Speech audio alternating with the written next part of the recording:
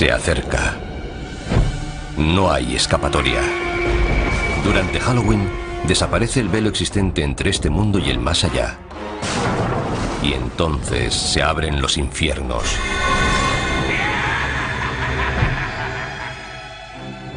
Las personas se asustan entre ellas desde que existe Halloween. Pero ¿cuánto tiempo hace de eso? ¿Cuál es su origen? ¿Y por qué nos disfrazamos y hacemos lámparas con calabazas? ¿Para satisfacer nuestros miedos más profundos? Revelar los secretos de Halloween significa descubrir cómo empezó hace miles de años. Así que cierren las puertas, pongan la luz en penumbra y no se asusten mientras escarbamos en la verdadera historia de Halloween.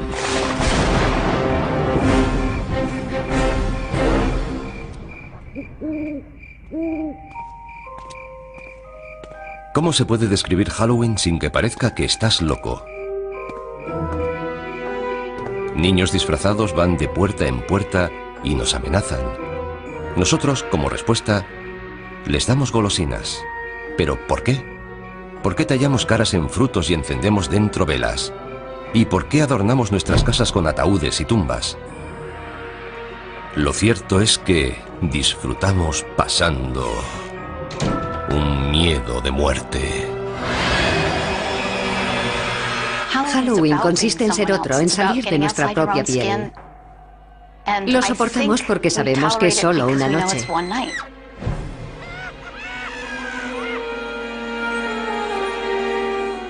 Este impulso de enfrentarnos a nuestros miedos sobre la vida y la muerte y hacer una diversión de ellos viene de antiguo, al igual que las entrañables tradiciones de Halloween.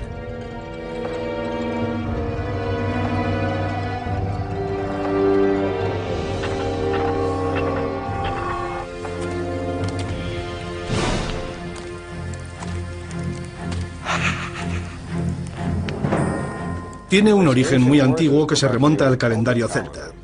Las tribus celtas dividían el año en una mitad luminosa y otra mitad oscura. El Samhain, su antigua celebración, fue la precursora de nuestro Halloween.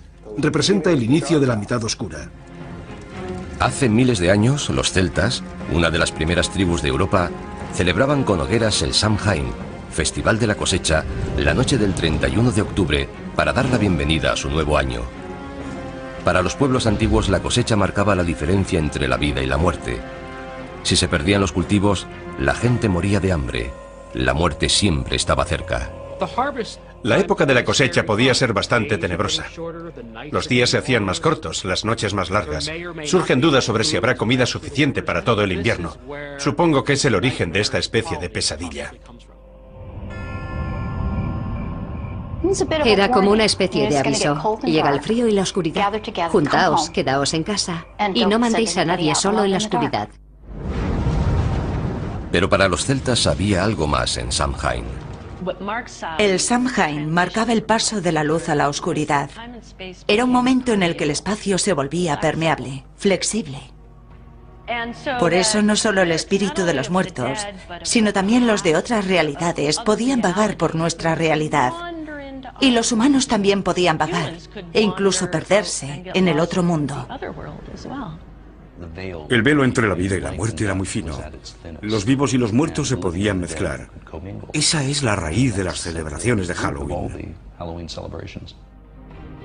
Perduran historias de gente que durante el Samhain se perdió en el otro mundo y de muertos que aparecieron entre los vivos. Pero lo cierto es que sabemos muy poco sobre Samhain. Solo podemos suponer que las hogueras dieron lugar a una figura muy familiar en Halloween. Algo familiar, pero que asusta a muchos. El murciélago.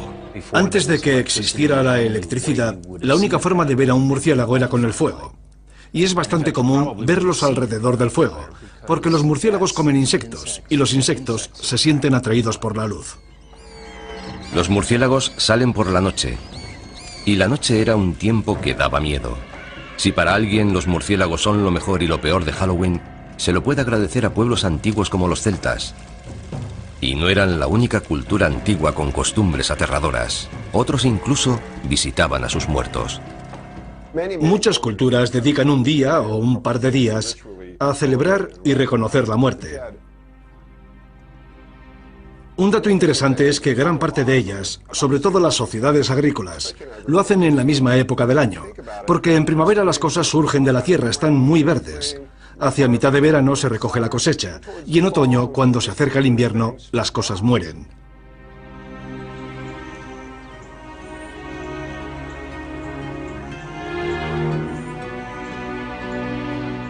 Pero ¿cómo han llegado hasta nuestros días esas tradiciones antiguas?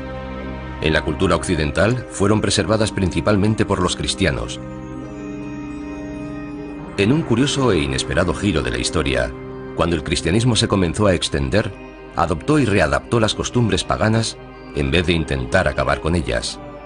Eso facilitaba la conversión de los paganos. Un festival pagano clave que recibió el maquillaje cristiano fue Lemuria. En él, los celebrantes aplacaban a la muerte y culminaba el 13 de mayo. Era el más espeluznante de los días que tenía el calendario romano para celebrar la muerte. Durante Lemuria, lo que denominaban las larvas, los fantasmas de los fallecidos volvían para perseguir a la gente. Para acallar a los muertos, los paganos romanos echaban leche sobre sus tumbas o les ofrecían pastelitos. Pero en el siglo VI después de Cristo, la Iglesia adoptó Lemuria, convirtiendo el 13 de mayo en el Día de Todos los Santos, un día en honor de los muertos más sagrados de la cristiandad. Establecer esa fiesta fue un intento de cristianizar aquel festival pagano, pero se hizo manteniendo muchos de sus significados. La versión cristianizada de Lemuria tuvo tanto éxito que los líderes de la Iglesia tomaron la decisión de crear Halloween. Trasladaron el Día de Todos los Santos, o Hallows Day, al 1 de noviembre, para quitar toda la fuerza al Samhain pagano. Como Samhain se celebraba la noche del 31 de octubre, antes del Día de Todos los Santos, el 1 de noviembre, la gente comenzó a llamar a Samhain All Hallows Evening, la víspera a All Hallows Day. El término se fue acortando hasta convertirse en All Hallows Even y finalmente en Halloween. Luego, para jugar sobre seguro, la Iglesia dio un paso más, añadiendo una fiesta no solo en honor de los santos, sino de todos los cristianos. El 2 de noviembre se convirtió en el Día de los Difuntos, un día autorizado por la Iglesia en honor de los difuntos. Eso es muy importante para Halloween, porque de ahí nace la asociación de Halloween con los difuntos y lo sobrenatural. Así que, gracias a la Iglesia por inspirar los elementos espeluznantes de Halloween. Pero esperen, todavía hay más. La Iglesia también ayudó a establecer la tradición del truco o trato. Todo comenzó durante la Edad Media, en el Día de los Difuntos, cuando los sacerdotes dijeron a los cristianos que rezaran por las almas atrapadas entre el cielo y el infierno en un mundo de tinieblas llamado purgatorio. El purgatorio no era un lugar agradable. No es el infierno. No es tan malo como el infierno, pero aún así es bastante desagradable. Se sufre atascado allí. Afortunadamente puedes hacer algo por esas almas. Puedes rezar por ellas. ¿Y cómo salían las almas del purgatorio? Según la Iglesia, si se ofrecían oraciones suficientes por ella, un alma podía volar hasta el cielo.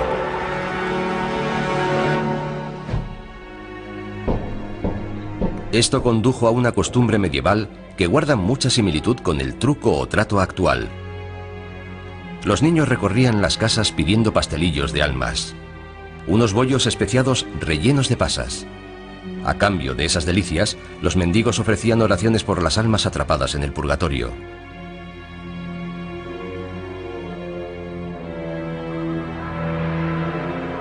Este precursor del truco o trato actual se convirtió en una preocupación para los cristianos medievales, al igual que otro futuro elemento esencial para Halloween: las brujas.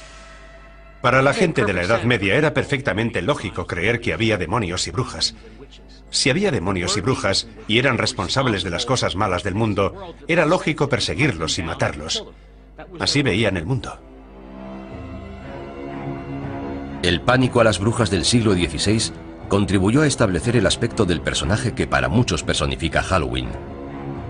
Casi siempre mujeres, las brujas eran consideradas aliadas de Satán.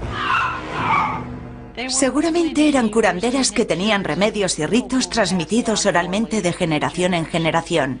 En algún momento, por alguna razón, comenzaron a resultar sospechosas para la gente religiosa que las rodeaba. Y muchos de los símbolos asociados con estas mujeres, que seguramente vivían solas, y por supuesto es probable que fueran excéntricas, se acabaron relacionando con las brujas. Con el tiempo, a medida que más y más mujeres fueron siendo acusadas de brujería, sus objetos cotidianos de cocina adquirieron dimensiones siniestras y se han convertido en iconos de Halloween. Algo tan mundano como una escoba se convirtió en un elemento del mal, además de en un medio de transporte. Otro accesorio presente en la guarida de todas las brujas era perfecto para cocinar pociones maléficas: la marmita. Las marmitas se hicieron muy populares. Naturalmente, era algo que había en todos los hogares de la Edad Media. Era un elemento básico para cocinar. El sombrero puntiagudo de las brujas fue una variación del sombrero de las mujeres del campo medievales. Y por supuesto el misterioso asesino acechante con ojos resplandecientes: el gato.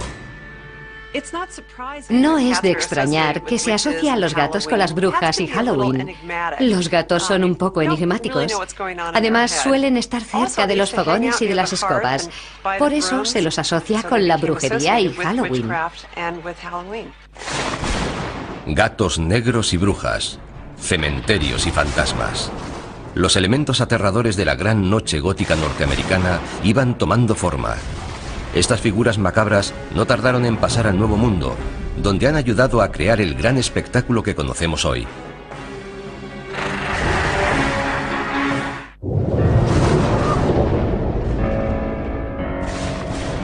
Hogueras, adoración a los muertos, mendigar pastelillos.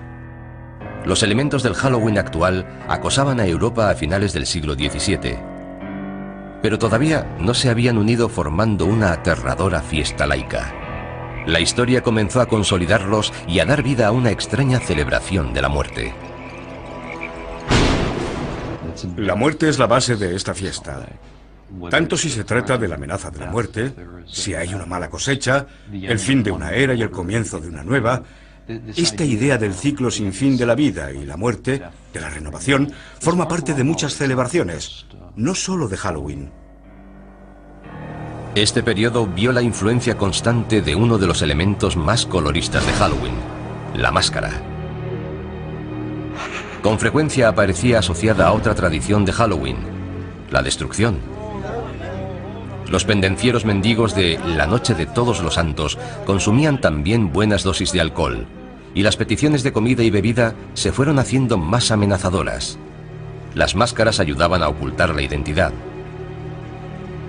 Los límites entre la vida y la muerte, y entre las normas sociales y la anarquía, se desdibujaban cuando el día se hacía noche en All Hallows Eve. En Inglaterra derivó en costumbres especiales que incluían disfrazarse e ir de casa en casa haciendo representaciones cortas. Al final de las actuaciones eran recompensados con comida y a veces dinero. ¿Se trataba de truco o trato? No exactamente, pero había cierta semejanza. En el siglo XVII, en Inglaterra, muchas de esas costumbres sobrevivieron solo en las zonas rurales, pero aparecían pronto en las calles de las ciudades gracias a un terrorista procatólico llamado Guy Fawkes. El 5 de noviembre de 1605, Fawkes intentó volar la Cámara de los Lores de Londres con 36 barriles de pólvora. Guy Fawkes fue juzgado, declarado culpable y ahorcado. Y según la leyenda, su cuerpo fue descuartizado y arrojaron los pedazos al fuego. Al año siguiente y todos los años posteriores, en el aniversario del ataque fallido, los niños de Londres se burlaron del recuerdo de Guy Fawkes, causando el caos en las calles, manifestándose, mendigando y haciendo hogueras. En la actualidad, en toda Inglaterra se le llama el Día de Guy Fawkes o la Noche de las Hogueras. El día de Guy Fawkes es el 5 de noviembre, una fecha muy próxima a Halloween. Así que mucha de la energía que se ponía en Halloween se comenzó a trasladar al día de Guy Fawkes.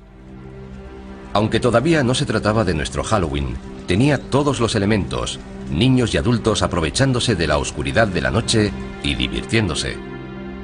Pero ¿podría esta forma pagana de celebración cruzar el Atlántico y perturbar el santuario del Nuevo Mundo? No, si los colonos puritanos lo podían impedir. La visión del mundo de los puritanos se basaba en gran parte en la Biblia. Y en la Biblia, además de Dios, aparecen demonios, ángeles, toda una colección de seres sobrenaturales. Ellos se enfocaron en las fuerzas del mal. Para los puritanos de Nueva Inglaterra, lo sobrenatural era una fuerza oscura y amenazadora, no la superstición inofensiva que inspiraba una fiesta. Pese a sus esfuerzos por acabar con la tradición de Halloween antes de que arraigara, un par de celebraciones del día de Guy Fawkes llegaron hasta la costa de América. Otros colonos toleraban e incluso adoptaban las tradiciones que los puritanos consideraban como una amenaza. Se había plantado la semilla de una celebración que se convertiría en el Halloween norteamericano. Se encuentran retazos aquí y allá de gente celebrando fiestas de disfraces o algo similar. Pero es difícil señalar algo a lo que de verdad se pueda llamar Halloween. Por ejemplo, hay una descripción de 1883 de un Halloween. No trataba de una fiesta, sino de una pequeña reunión alrededor del fuego donde se contaban historias de fantasmas. Algo más espeluznante. La imagen de un espíritu o fantasma se iba a unir a los esqueletos y las brujas en una danza macabra de Halloween. A mediados del siglo XIX, Norteamérica se preparaba para una celebración mucho más oscura. Al cabo de 4 largos años, la Guerra Civil acabó en 1865 con más de 500.000 de muertos. La guerra civil dejó atrás tal cantidad de cadáveres sin identificar que este país estaba obsesionado con la muerte. La mayoría de los soldados murieron en lugares desconocidos. Nadie sabía qué les había pasado. Así que había un sentimiento muy profundo de puede que vuelvan, quizás no estén muertos. Es perfectamente lógico que la gente contara historias de fantasmas. Las primeras historias de fantasmas de Halloween eran sobre gente que volvía a casa. Es la época en la que empezó de verdad la historia del Halloween norteamericano. Después de la Guerra Civil, cuando los inmigrantes escoceses e irlandeses trajeron con ellos sus costumbres rurales del Halloween del Viejo Mundo, colaboraron a que se fijaran más las tradiciones del Halloween norteamericano. Para los escoceses era una noche que daba miedo. Hasta muy tarde se siguió hablando del coco en Halloween. El coco, una especie de fantasma amorfo, molesto, que acosaba a los niños escondido bajo las camas, llamando a las ventanas o acechando desde puertas y torniquetes. Se creía que había cocos de muchos tipos, lo que significaba que la noche de Halloween, al cruzar cualquier puerta, podía haber algo esperándote. El símbolo más conocido de Halloween, las calabazas farol o jack-o'-lantern, también empezó como una tradición europea, pero el prototipo no se tallaba en una calabaza. Hay una leyenda importante acerca de un personaje llamado Jack O'Lantern. Jack era un follonero. Era tan malo que consiguió incluso que lo echaran del infierno, que no es fácil de conseguir. Pero el demonio sintió pena por él, así que sacó un ascua del fuego del infierno y se la dio a Jack. Jack cogió el ascua, la colocó dentro de un nabo vaciado y se fue por el mundo. Esa es la leyenda de Jack O'Lantern. Siguiendo una vieja costumbre europea, los niños tallan sus propias jack-o'-lanterns en nabos y las iluminan con velas. La primera referencia que tenemos en los Estados Unidos de la jack-o'-lantern pertenece a Nathaniel Hawthorne, el autor de Cuentos 2 veces contados. Habla de alguien con un abrigo raído, lleno de agujeros, que cuando se exponía a la luz brillaba como una jack-o'-lantern. Los norteamericanos mejoraron la tradición de la jack-o'-lantern. Cambiaron el duro nabo del Viejo Mundo por una calabaza grande y redonda, y apareció el sello de identidad de Halloween. Durante la Guerra Civil, las posibilidades expresivas de tallar las calabazas eran muy conocidas. La fantasmagórica calavera reducida que era el nabo en el Viejo Mundo había dado origen a algo más impresionante. Por lo general, las calabazas se cosechan hacia Halloween, y los niños se dieron cuenta de que la Jack-o'-lantern podía ser la mejor arma de un bromista la noche de Halloween. Los niños se dieron cuenta de que podían hacer algo fantástico. Podían coger una calabaza, vaciarla y colocar dentro una vela. Luego podían coger la calabaza, colocarla sobre un palo, poner una sábana alrededor e ir por ahí con ella. La podían colocar delante de una ventana y era una imagen aterradora. Las Jack-o'-lanterns se convirtieron rápidamente en la cara de Halloween, y los inmigrantes escoceses e irlandeses también trajeron con ellos el Halloween más bullicioso y bromista. En la noche de Halloween, a finales del siglo XX, había un mundo oscuro de problemas esperando a los muchachos norteamericanos.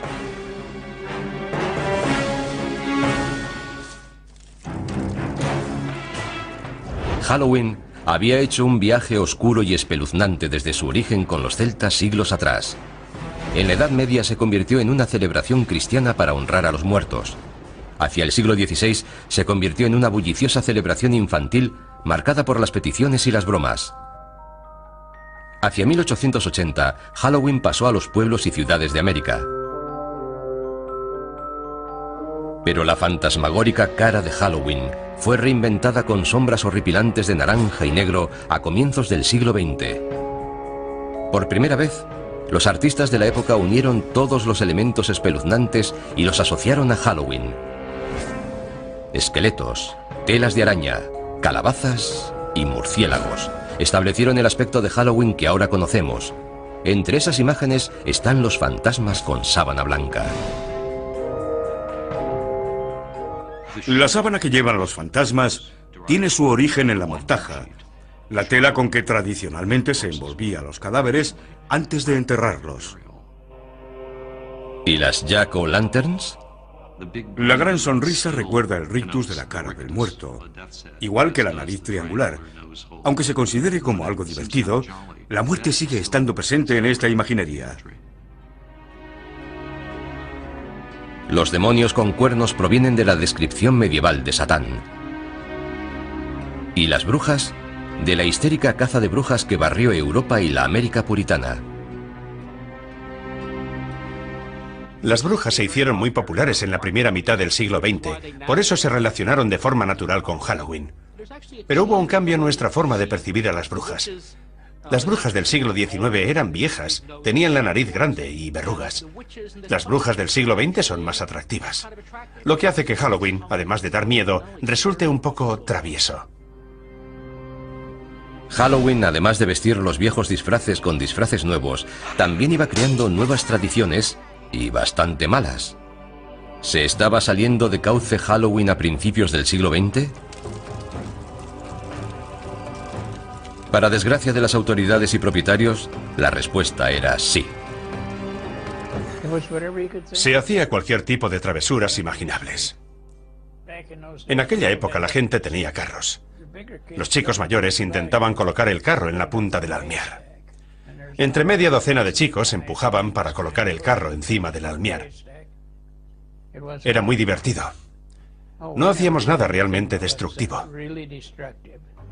Simples bromas.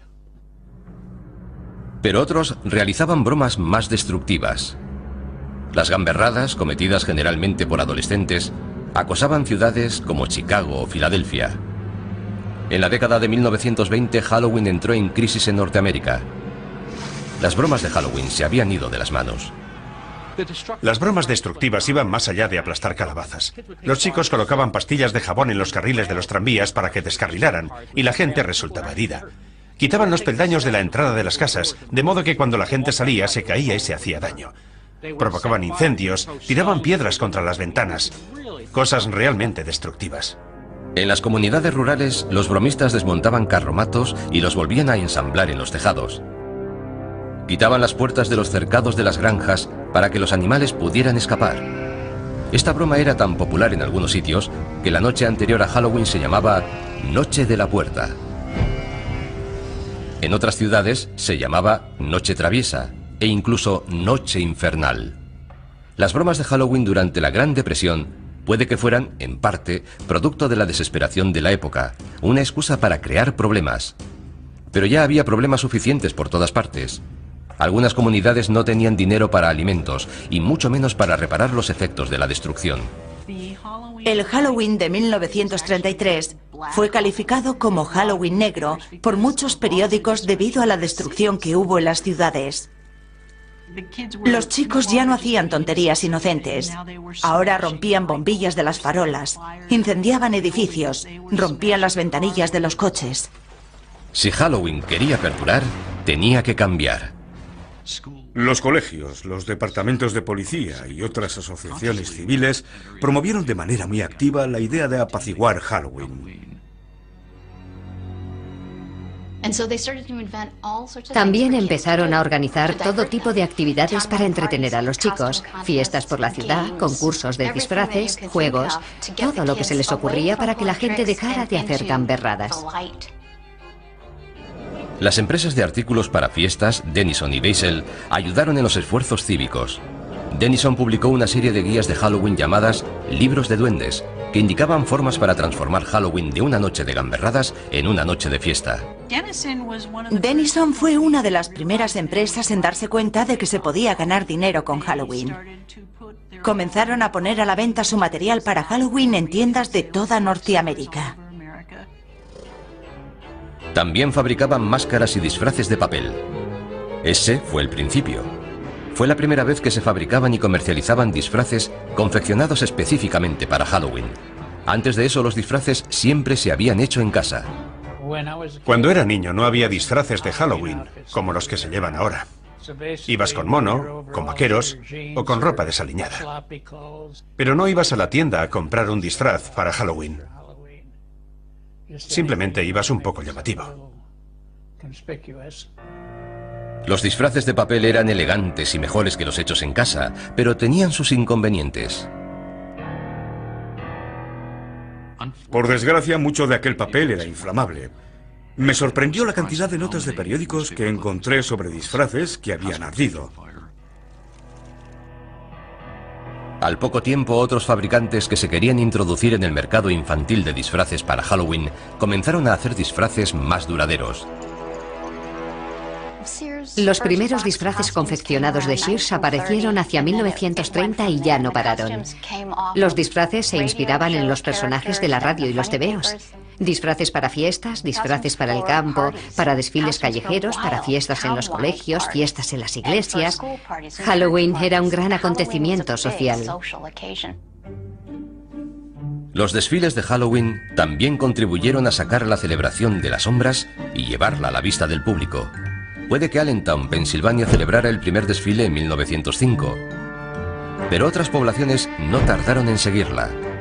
Toms River, Nueva Jersey, en 1919, Anoka, Minnesota, en 1920. Desde aquella época, Anoka ha celebrado el desfile todos los años. De hecho, la ciudad se llama a sí misma la capital mundial de Halloween.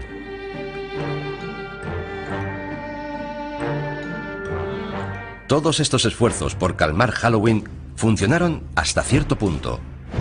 Pero lo que de verdad necesitaba Halloween era una tradición completamente nueva.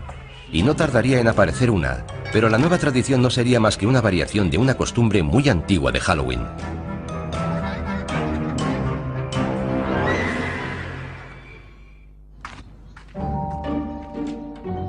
Hola. Truco o trato. La frase que derrama cataratas de caramelos en calabazas de plástico y fundas de almohada por toda Norteamérica la noche del 31 de octubre. Y aunque sea una costumbre con varios siglos de antigüedad, la frase truco o trato tiene seguramente menos de 100 años.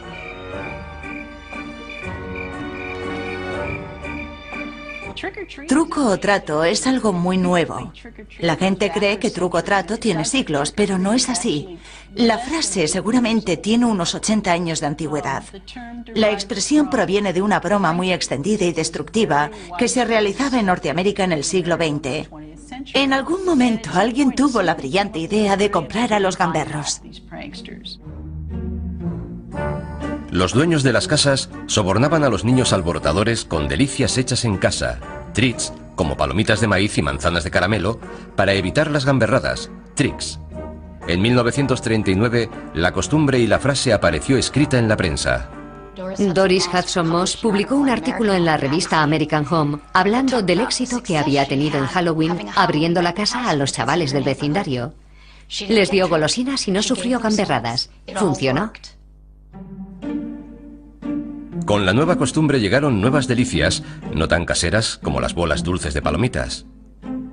Los niños empezaron a recibir golosinas compradas en las tiendas, como barritas Mars, Ritz Cups y chocolate Hershey. Las golosinas acabaron finalmente con el Halloween alborotador, y había llegado el momento de reinventar Halloween para conquistar Hollywood.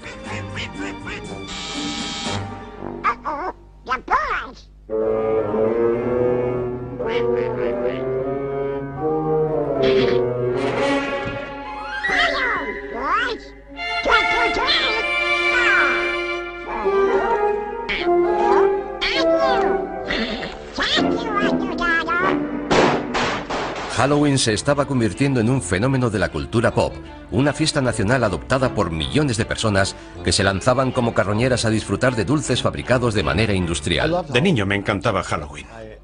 Participaba de forma activa. Me encantaban los rituales y las bromas. Me encantaban las travesuras.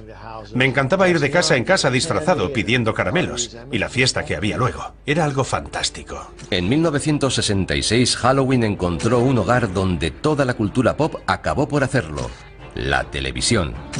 Halloween rompió marcas cuando América hizo Truco o Trato con Charlie Brown. La idea de la gran calabaza proviene, por supuesto, de una tira de cómic. Sparky Schultz decidió que sería muy divertido que uno de los niños se liara con las fiestas. Por eso Linus vuelve todos los años a la huerta de la calabaza. Who are you writing to, Linus? This is the time of year to write to the Great Pumpkin. On Halloween night, the Great Pumpkin rises out of his pumpkin patch and flies through the air with this bag of toys for all the children. You must be crazy. When are you going to stop believing in something that isn't true? When you stop believing in that fellow with the red suit and the white beard. La televisión y la tira de cómic más popular dieron a Halloween el sello de aprobación no oficial. La festividad no había sido tan popular en toda su historia. Pero los dibujos animados sobre Halloween para niños eran una cosa y una película para adultos con Halloween como tema otra muy distinta. Nadie lo había intentado antes, es decir, hasta que el director John Carpenter se decidió a hacerlo en 1978 con el clásico La Noche de Halloween. La idea de llamar a mi película La Noche de Halloween se le ocurrió al distribuidor. Cuando lo dijo pensé, es perfecto, nunca se había hecho una película basada en Halloween. Fue como una revelación. ¿Cómo no se te ha ocurrido hace años? Es una idea genial. Esa película costó $325.000 y dio origen a una saga que recaudó más de $500 millones y abrió un nuevo campo, elevando las películas de terror de serie B a la de respetado cine de género. Y por accidente redefinió también nuestra actitud ante las máscaras de Halloween. Todo empezó cuando el escaso presupuesto para guardarropa obligó al equipo a crear una máscara para el malo, Michael Myers, con apenas nada. El director de producción fue a la tienda de artículos de magia Bert Wheeler en Hollywood Boulevard y compró una máscara de Capitán Kirk de Star Trek que no se parecía nada a William Shatner. Me quedé mirando aquella cara extraña y alargada. La pintamos con spray y la retocamos un poco. Estaba distorsionada, lo que resultaba perfecto. En el guión ponía que llevaba máscara. La máscara improvisada y el villano que había detrás de ella no tardaron en convertirse en figuras emblemáticas de Halloween. Michael Myers, aunque la película original se estrenó en 1978, sigue siendo uno de los personajes de Halloween más famosos de todos los tiempos. La idea de un acosador con máscara amenazando a los jóvenes en Halloween desvió del foco de atención de Halloween de los fantasmas y los duendes hacia la maldad humana. Pero aquella máscara anodina hizo mucho más. Contribuyó a redefinir los límites de lo que podían ser las máscaras de Halloween. Y fue el preludio de la nueva cara de Halloween en el nuevo milenio.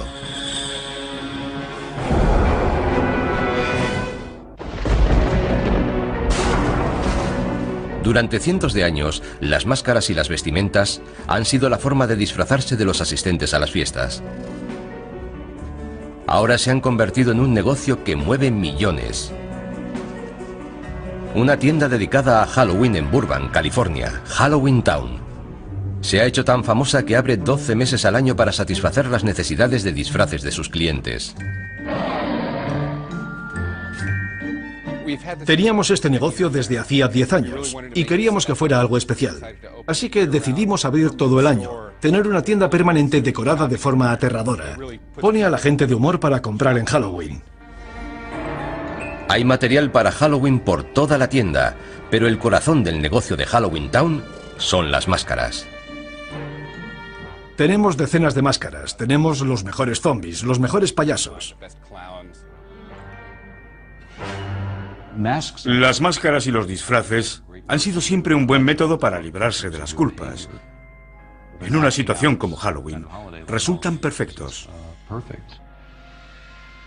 De niño me encantaban las caretas, pero por lo general, en la tienda local, solo encontrabas plástico de mala calidad, máscaras endebles que perdían la forma. A medida que ha ido pasando el tiempo, ha evolucionado en una forma de arte y se dedica mucho tiempo a modelarlas y pintarlas. Se ha llegado al punto en que puedes conseguir una máscara cara de calidad que rivaliza con las de las películas. Y Wayne Todd entiende de esto. Es artista de efectos especiales en grandes películas. Tenemos muchos clientes que quieren máscaras caras, de calidad, y nos esforzamos en satisfacerlos. Tenemos disfraces de gama alta, chaquetas elegantes y todo tipo de accesorios que no puedes encontrar en otra parte. Intentamos que sea lo que busques, lo puedas encontrar aquí.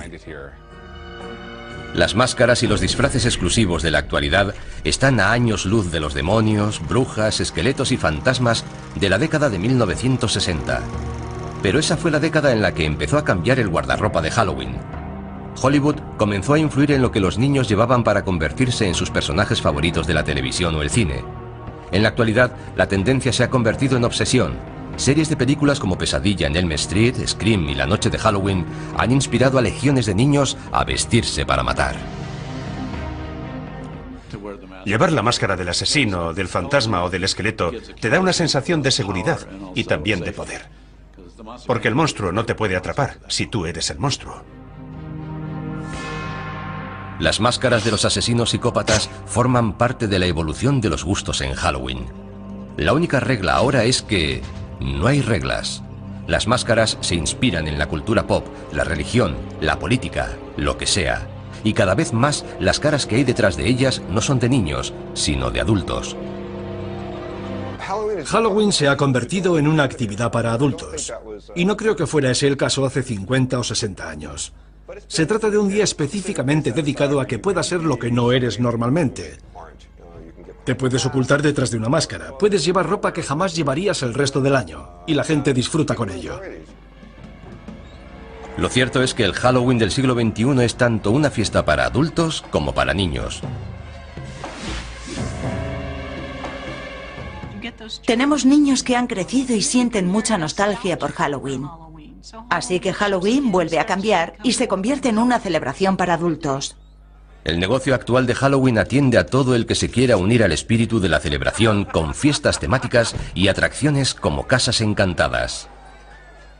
Hace 50 años, cuando eras demasiado mayor para truco o trato, te tenías que quedar en casa repartiendo caramelos. No tenías actividades para hacer. En la actualidad hay una industria imaginativa de casas encantadas para adultos. En los Estados Unidos funcionan todos los años unas 4.000 casas encantadas.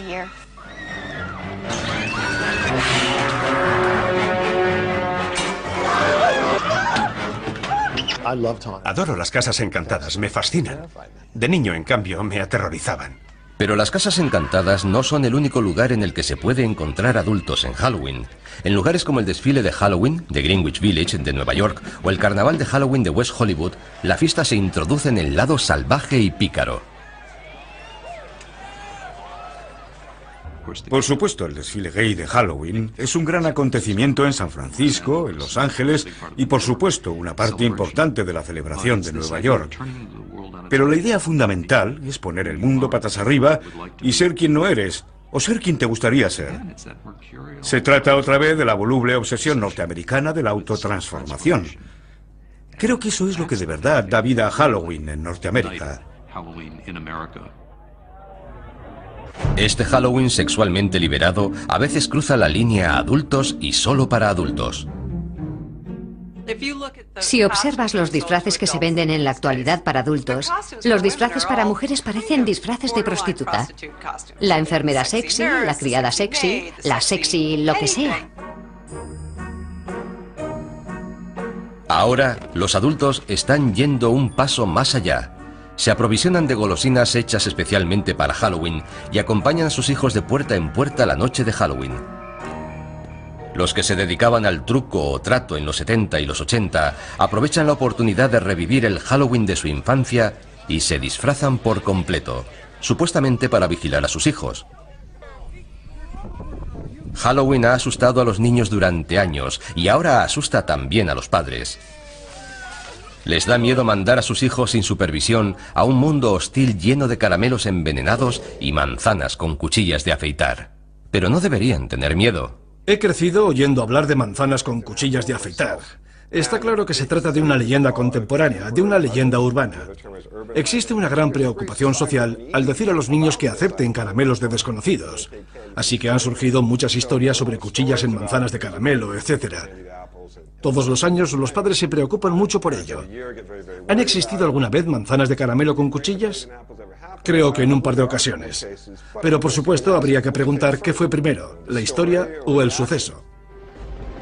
Cuchillas en manzanas, calabazas, pasteles de almas. Entre ellos han conformado la leyenda, la sensación de Halloween que percibimos. El Halloween actual tiene muchas máscaras.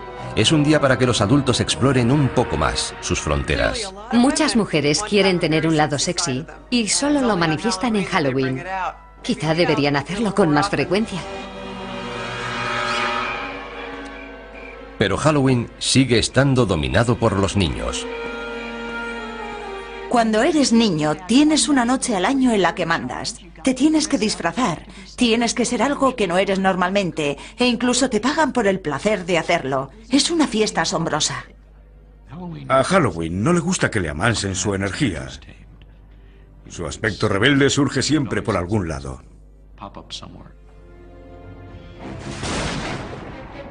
Si miramos con atención, veremos que Halloween es un escaparate de todo lo que teme el hombre. A lo largo de los siglos hemos aprendido a convivir con lo que más nos asusta. Y ahora, el 31 de octubre, convertimos nuestros miedos en diversión. Así que cuidado con las casas encantadas y las puertas chirriantes, las sábanas hinchadas y la luna llena. Y no te sorprendas si una calabaza sonriente te desea ¡Feliz Halloween!